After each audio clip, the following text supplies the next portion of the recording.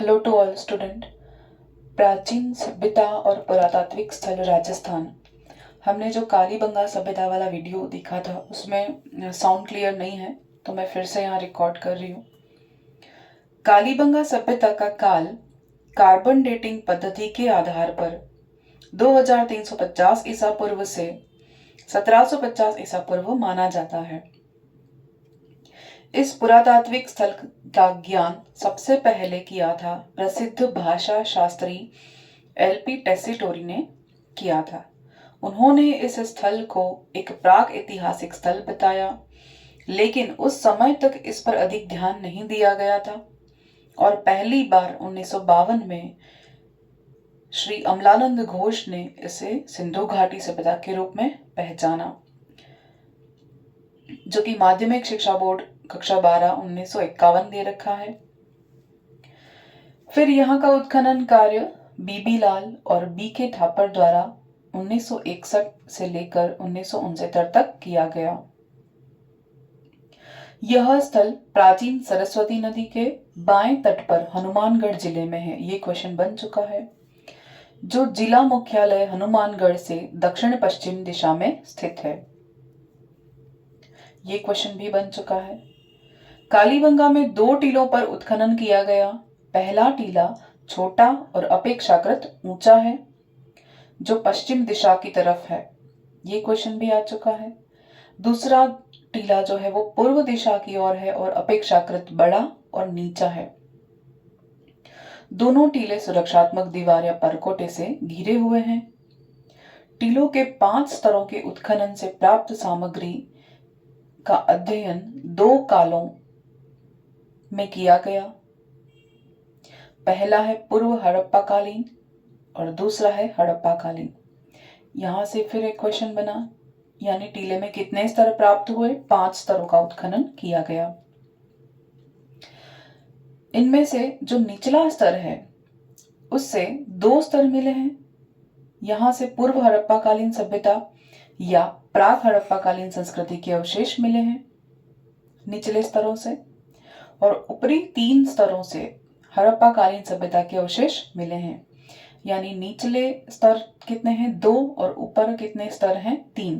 कुल कितने स्तर हैं? 5। जो नीचा स्तर है वो प्राक हड़प्पा कालीन है और ऊपरी स्तर है वो हड़प्पा कालीन है।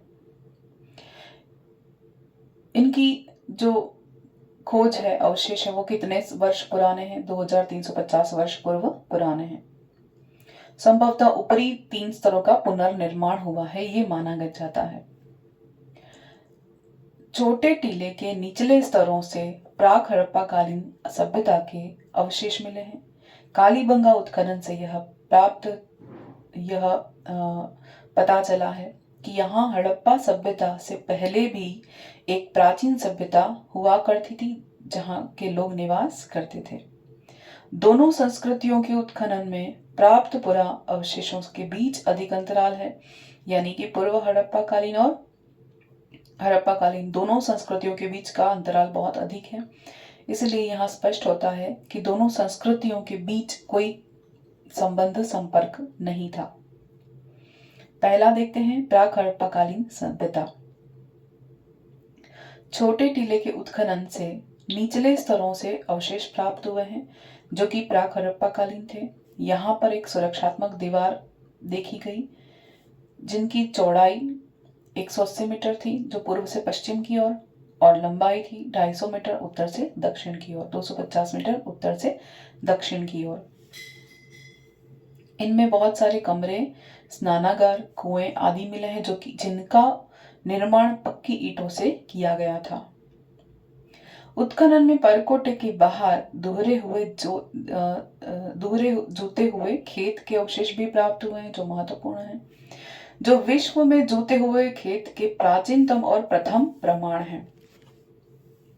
इसी के साथ खेत की जुताई आड़ी तिरछी ग्रीड पैटर्न पर देखी गई है। जुताई पूर्व से पश्चिम की ओर और उत्तर से दक्षिण की ओर दोहरी की गई है जो एक दूसरे को समकोण पर काटती है। इसके साथ इसकी एक और विशेषता है कि एक ही खेत में एक बार में लोग 2 फसलें एक साथ उगाया करते थे, जो कि गेहूं और जौ मानी जाती है। और इसके अलावा एक अन्य विशेषता है कि यहाँ बेलनाकार तंदूर मिला है, जिसके नीचे की ओर पुताई की गई है। गंगानगर हनुमानगढ़ में आज भी इसी प्रकार के पात्रों का प्रयोग किया जाता है। इसके अलावा हड़प्पा काल की बस्ती में सार्वजनिक नालियों के अवशेष नहीं मिले हैं। यहाँ लकड़ी की बनी नालियों के अवशेष मिले हैं।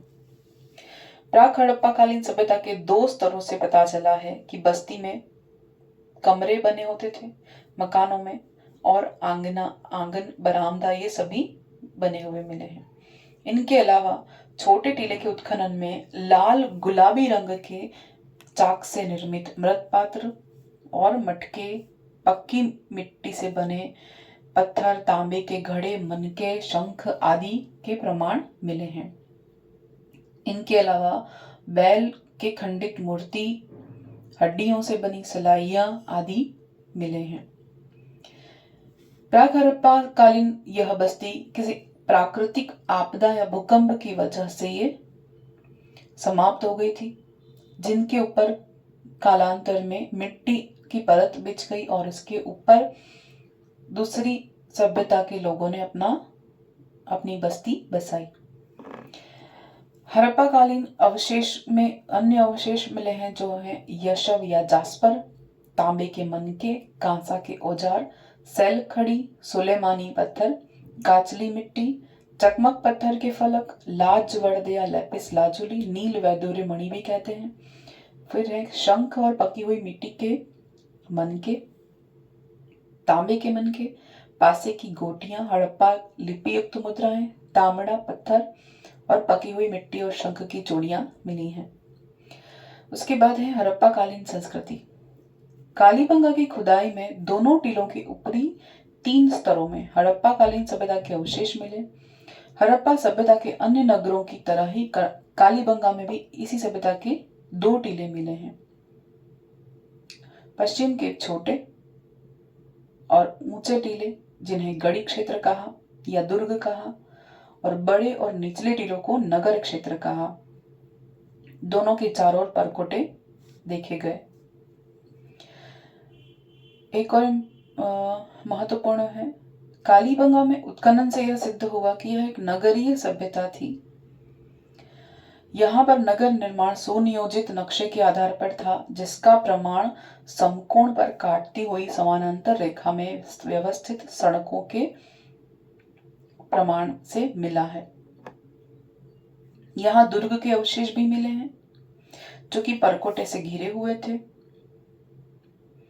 दुर्ग क्षेत्र में द्विभागीकरण मिला है, यानी दीवारों से बटे हुए थे, जो किसी अन्य सैंधव स्थल पर कभी प्राप्त नहीं हुआ है।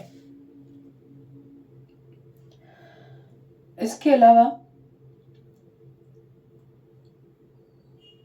यहाँ जो तंदूर मिले, उन तंदूरों की प्रथा का संबंध ईरान और पश्चिमी एशिया से मिलता जुलता है।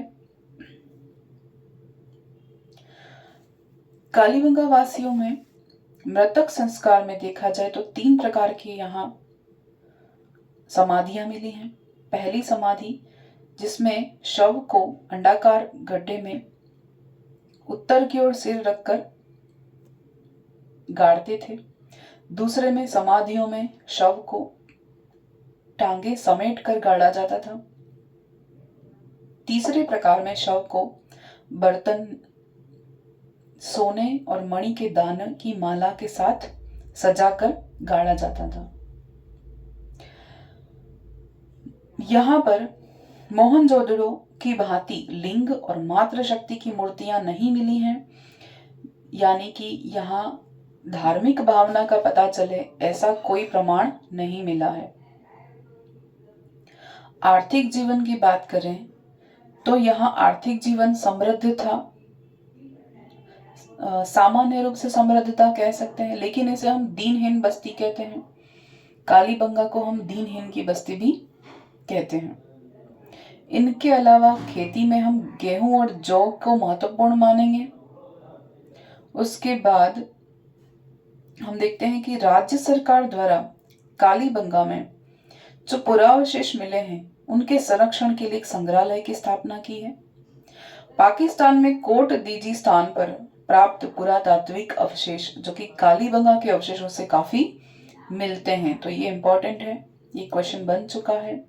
उसके अलावा यहाँ पर जो लिपि मिली है वो प्रमाण है दाएं से बाएं लिखी जाने वाली लिपि के प्रमाण मिली है, ये संदेह है।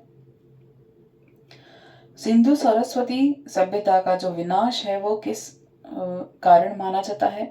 वो भूकंप या भूगर्भीय या जलवायु परिवर्तन के कारण नगरीय सभ्यता का केंद्र हो गया, ऐसा माना जाता है।